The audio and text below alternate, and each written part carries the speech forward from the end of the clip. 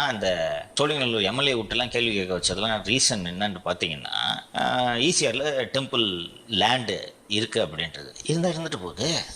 அந்த நிலத்தை வேறு ஏதாவது அந்த கோவிலுக்கு பயனுள்ள வகையில் பயன்படுத்துங்கள், கட்டுமானம் இல்லாமல் பயன்படுத்துங்கள். ரொம்ப எளிதாக நான் சொல்லணும்னா, இப்போ ஈசிஆரில் ஒரு லேண்ட் இருக்குது, அந்த இடத்துல ஒரு எக்ஸிபிஷன், ஓப்பன் கிரவுண்ட், அதை பயன்படுத்தி ஒரு எக்ஸிபிஷன் ஏதாவது ஒன்று வச்சு அந்த இடத்துக்கு டிஸ்டர்ப் பண்ணாமல், செலவில்லாமல், கோயில் துட்டை எடுத்து செலவு பண்ணாமல் நீங்கள் அதை ஏதாவது பண்ணி அதில் வர வருவாயை கோயிலில் சேர்த்து நீங்கள் அதை ஏன் பண்ணிட்டு போங்க.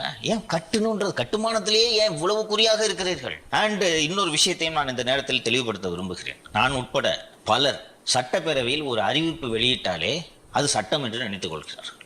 அப்படி கிடையாது. சட்டப்பேரவையில் நாங்கள் கோவில் பணத்தை எடுத்து கல்யாண மண்டபம் கட்டுறோன்னு சொன்னால் அதை வைத்து நீங்கள் கல்யாண மண்டபம் கட்ட முடியாது. அதற்கென்று அரசாணை வெளியிட வேண்டும். அந்த கோவிலோட நிர்வாக குழு தீர்மானம் இயற்றி அதற்கு சம்மதம் தெரிவிக்க வேண்டும். அதற்கு பிறகு அரசாணை வெளியிட வேண்டும்.